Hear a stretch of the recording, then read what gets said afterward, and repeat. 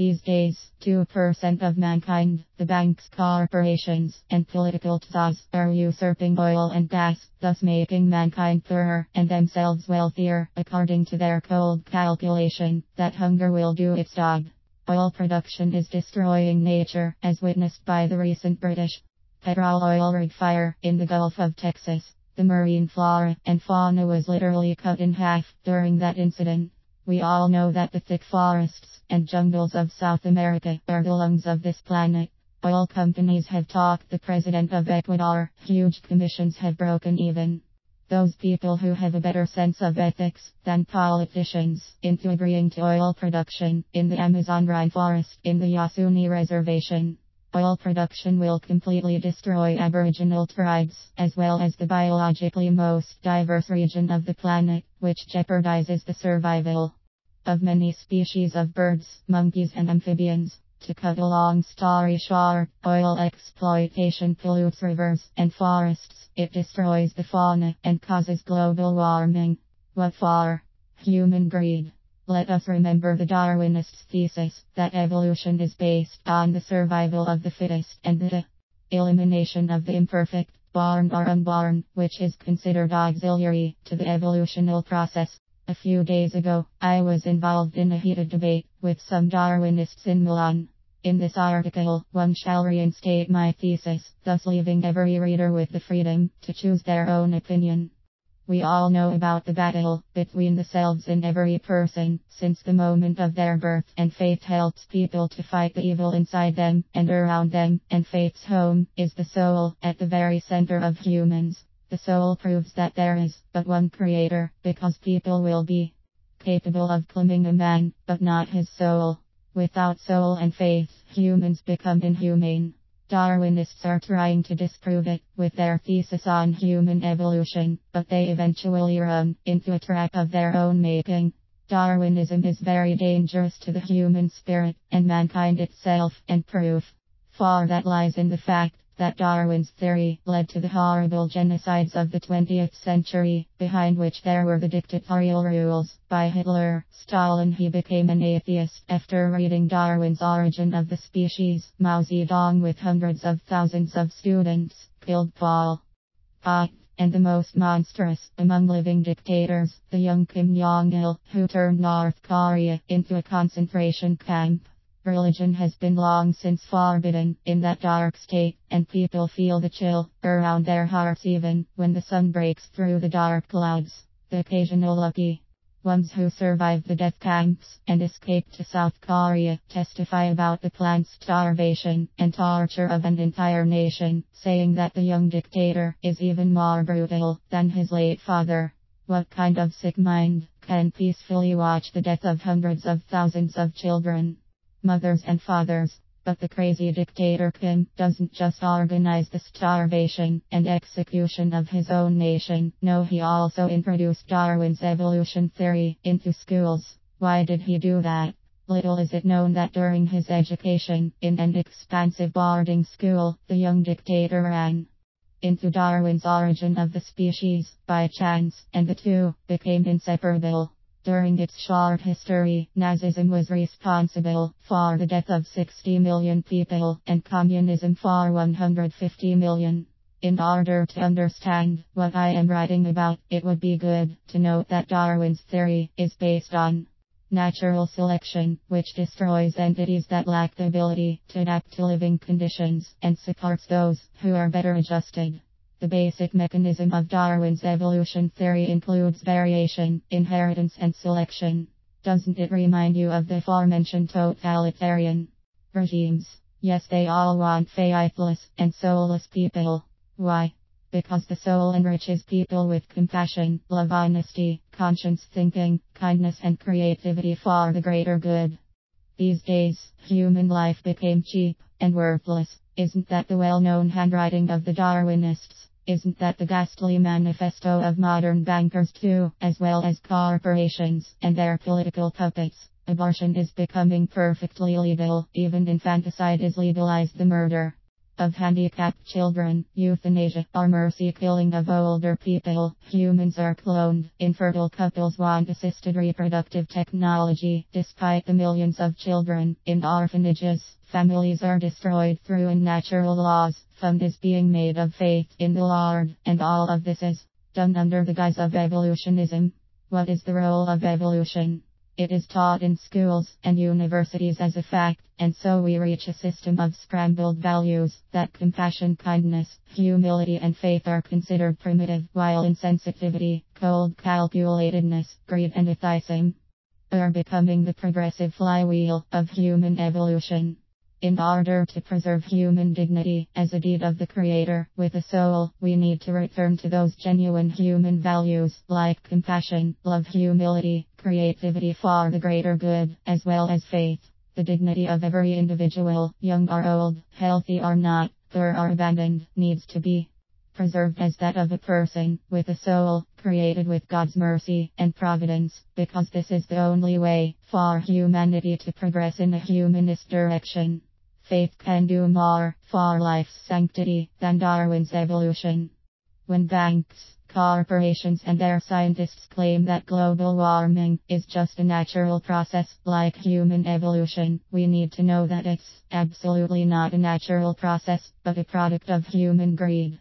Faith teaches us that man can only achieve humanistic progress in synergy with nature, because they both share the same creator. The wind, the sun, and the moon will drive mankind towards a much more humane and progressive age. Why? These days, 2% of mankind, the banks, corporations, and political tsars, are usurping oil and gas, thus making mankind poorer and themselves wealthier. According to their cold calculation, that hunger will do its job. Oil production is destroying nature, as witnessed by the recent British petrol oil rig fire in the Gulf of Texas. The marine flora and fauna was literally cut in half during that incident. We all know that the thick forests and jungles of South America are the lungs of this planet. Oil companies have talked the president of Ecuador. Huge commissions have broken even those people who have a better sense of ethics than politicians into agreeing to oil production in the Amazon rainforest in the Yasuni Reservation. Oil production will completely destroy Aboriginal tribes, as well as the biologically most diverse region of the planet, which jeopardizes the survival of many species of birds, monkeys, and amphibians. To cut a long story short, oil exploitation pollutes rivers and forests, it destroys the fauna and causes global warming. What for? Human greed. Let us remember the Darwinist thesis that evolution is based on the survival of the fittest and the elimination of the imperfect, born or unborn, which is considered auxiliary to the evolutional process. If mankind would follow the sanctity of life, and I hope it will just as faith follows mankind, they would create so much energy through their synergy that this evolution of theirs, the survival of the fittest, would tumble and fall like a card stack. How? Through alternative energy. It's the cleanest source of energy. It's a gift from heaven. Quite literally. What's just as important is that only alternative energy, the sun, the wind, the moon, can stop global warming and hunger throughout the world. Skeptics are correct when they say that banks and corporations want to cash in on alternative energy sources. It's not just about greed, but also about the ghastly thesis that only the fittest should survive. Because of this, the world's politicians should be held responsible to create a worldwide declaration through which alternative energy should be considered property of all the planet's inhabitants, i.e. each country's citizens, lest we forget that the Creator passed the nature on to everyone. If we allow a small number of people, banks, and corporations to monopolize alternative energy, there will be even more hunger and poverty instead. Corporations and banks use their media to create rumors that, due to the world's growing population, the hungry simply can't be fed, and poverty cannot be fought. There are 1,245,000 hungry people in the world today. This is not true. Each year, millions of people die due to the fact that there is a shortage of food that is stored and rotting elsewhere. According to FAO data, Food and Agriculture Organization of the United Nations, there would be enough food for all the people in the world if it was evenly redistributed. Actually, there would even be some left. At the moment, the world produces 10% more food than the amount that is needed to feed everyone. If we want a better future, we need to gather the strength to look the past in the eyes, as it teaches us that greed destroyed more than one human civilization.